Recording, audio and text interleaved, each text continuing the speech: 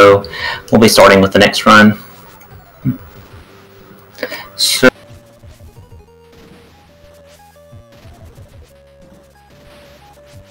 that's in my face.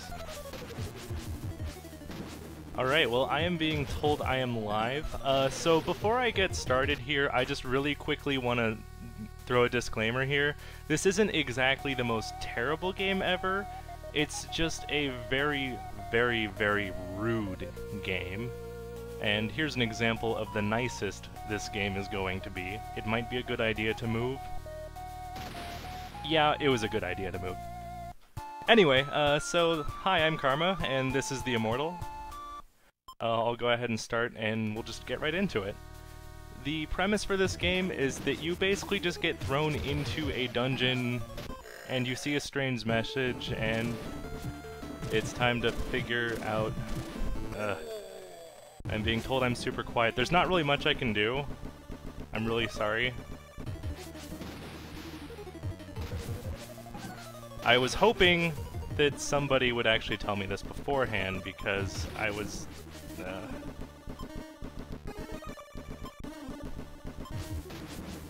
I'll just go ahead and keep going. I don't really have too much I can do about that, just because if I try and boost this further, I'm gonna terribly distort my audio. Anyway, there's a bit of a skip that we can do in this room here, right off the bat. And what we're gonna do is we're gonna grab the contents of this chest, then grab the note from this corpse, and then we're just gonna sneak along this wall here. And by taking advantage of this door, we can actually skip that second fight. It actually only costs about 10 seconds if you do take it, so it's not a huge deal if you miss it. Oop, okay. Oh geez, that's actually getting really close. There's actually, you can see those shadows on the floor there. Those are forced encounters if you do run into them, and they are very bad to have. So, the whole point of this game... The whole point of this game is to figure out your way through a lot of puzzles and death traps. And hopefully, there we go. The purpose of this second level here is that we need to find 3 red gems. The first one is on the floor there. The second one is inside this rock. Yeah, the animations in this game are really good, and so is the music. The controls are okay. They can be a little bit weird at times. Hopefully, if I do my job right, you won't be able to tell that this game is ridiculous and silly. So I'm gonna let the wisps take out those goblins out there. Oh, okay, I didn't plant this on the correct tile here. There we go. So now, oh, okay, I actually didn't wait long enough. This guy's supposed to actually be dead already by the time I get back, but that's fine. So now that we planted the spores in here, everybody in here dies, and we actually need to give this guy some water, which we obtained in the first level, but if you accidentally drank the water in the first level, then you actually don't have this and you can't get the hint from this. Which means you have to figure out what you need to do without any hints, and then when you get to level 3, the Goblin King shows up and kills you anyway. Oh, don't worry, Bro Sencha. Don't worry. That goblin is, more resilient than you might think. Alright, so the slime didn't actually do what he's supposed to. We'll go ahead and just take that death. You actually get 3 lives per level, which is actually pretty nice. The entire game is about 15 minutes long if you know what you're doing. But the first time through, I want to say this took me about 8 hours to figure out everything from a blind playthrough perspective, and I'm probably going to die again. Oops. So hopefully... Crap! Alright, well, that's fine. Let me just, do all that again here. This is one of the reasons why I wanted to... Ah, dang it. This is unfortunate.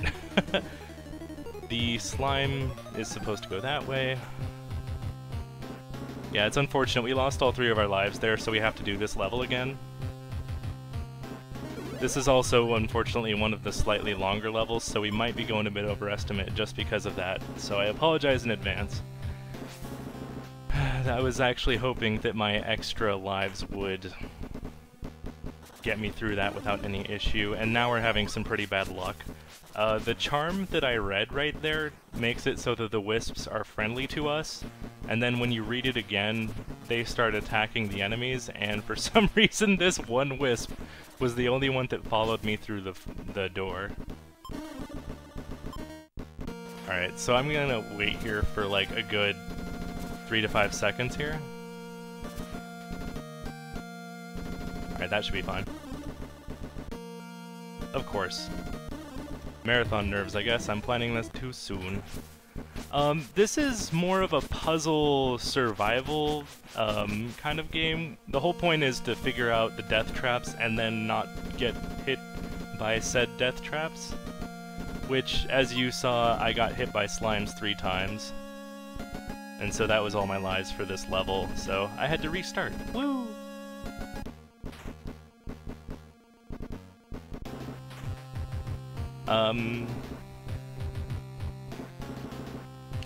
Yeah, unfair is a very good word to describe this until you know exactly what's happening. Oh, so now the slime is actually where it should have been in the first attempt here. So now we can use the dust to get the gem from this guy who's normally a jerk.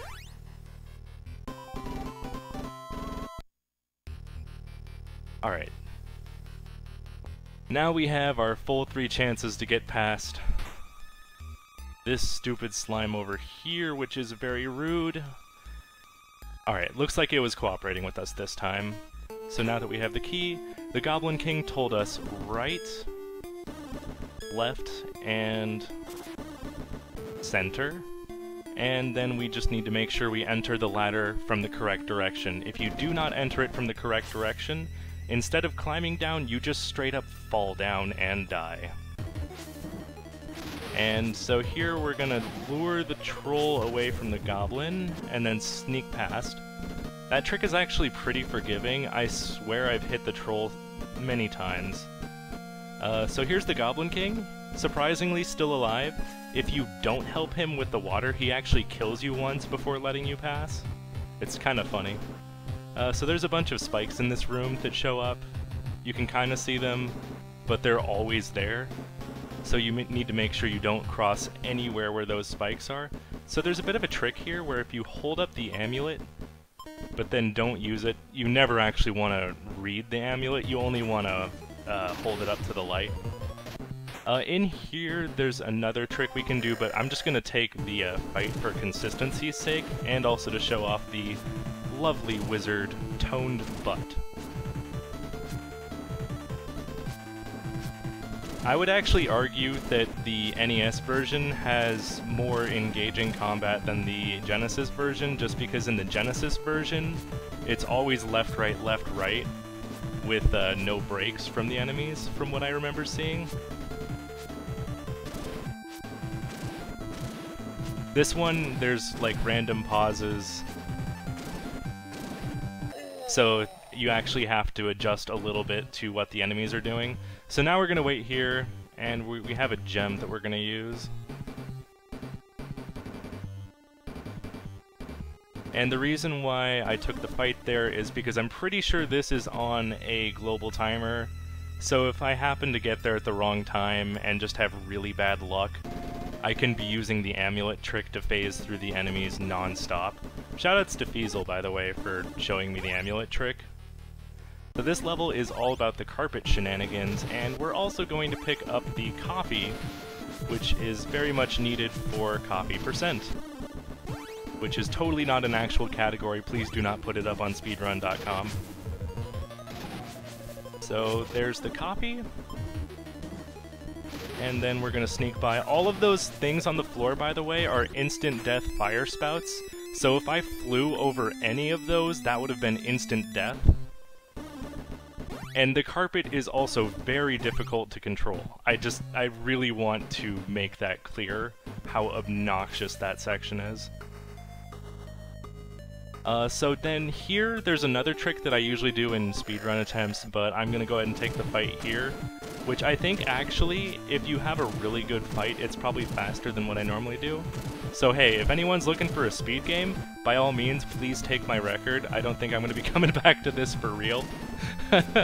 I invite you, please take it. But normally what I do there is if you read the amulet, enemies pass through you. Or sorry, if you hold the amulet up to the light, enemies pass through you without actually colliding and starting combat. And the only reason you would know to actually run around that 3 times is if you rescue Anna, who we are actually just totally ignoring this run. We can actually skip the talk with those goblins, they just tell us about the Norlac in the next stage. This wizard here sells us a potion, a suspicious potion for 60 gold, and the effects are that when we first drink it, it makes us shrink, but when we grow back to normal size, it's actually poison, so we're supposed to get the antidote from that chest, but by taking an intentional death there, we actually skip needing to get the antidote. One of those 2 birds has a door key, and in this next room there's a bunch of worms that come out from the ground that are instant death as well, and they're just like the one you saw at the beginning of the... Oh no! I was gonna say, hopefully you don't get to see any of them, but I guess there it is. Oh no. Alright, well, sorry, this is marathon execution for ya. I am totally beefing it.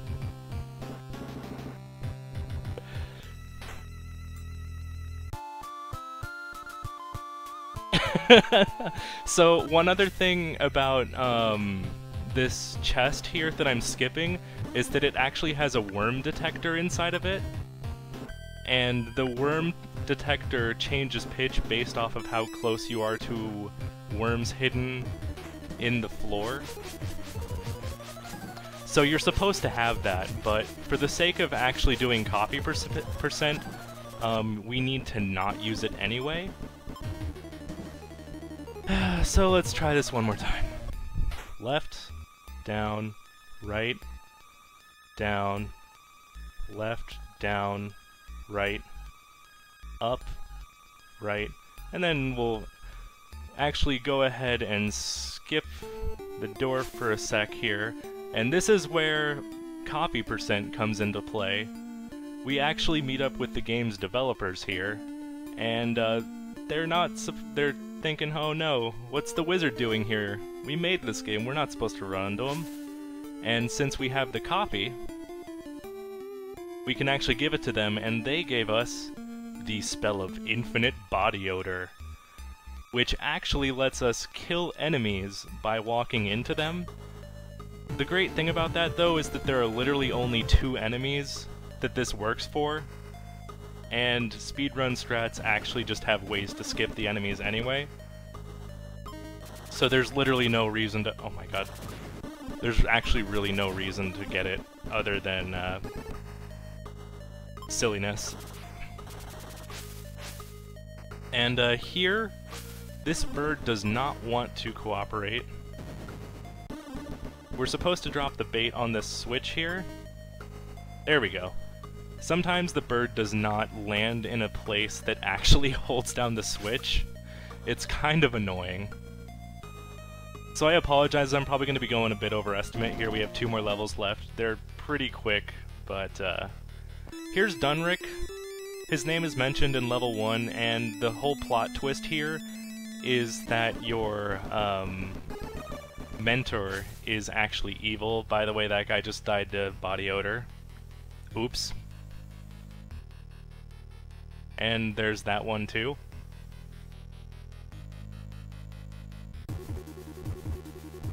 So now our goal is to bait the evil sea monster here, the Norlac, into following us into that whirlpool. I feel like I had a train of thought that I was following, but I don't even remember what it was, so I apologize. I tend to do that a lot. There is so much in this game to keep track of, and that's going on at any given time, that there's a lot more that I would love to talk about. Here, the controls are very awkward. It's very actually easy to get caught on these corners here if you happen to be rounding them in just the wrong way. Then you actually get stuck on them. Alright, well, so now that we drowned ourselves in the whirlpool, we're actually totally fine now. This goblin was super nice and gave us a hand. And we're going to be saying hello to a dragon.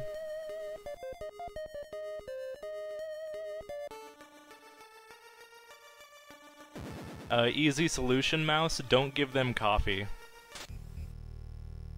Alright, so this dragon is actually nice, but we need to make it show, or we need to show it that we're nice. So to do that, we need to dodge 7 breaths of fire. The first 6 we do with the blink spell.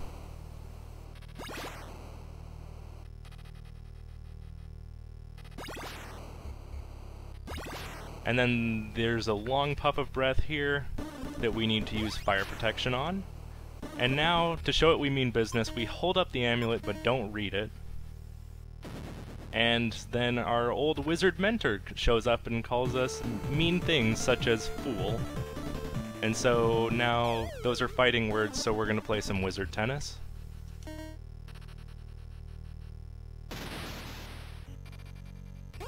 There's going to be 6 bolts of lightning that actually hit us.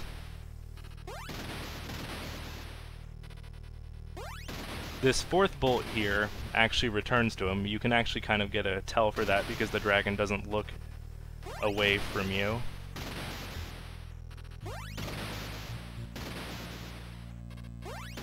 And then the wizard will taunt us with the amulet, but it's a good thing we actually just picked up the spell of Magnet Hands. However, as long as I have this amulet, the dragon won't attack me. You mean this amulet? Toasted, goodbye. And that's the Immortal. Very sorry for going overestimate there. The deaths in level 2 really cost me.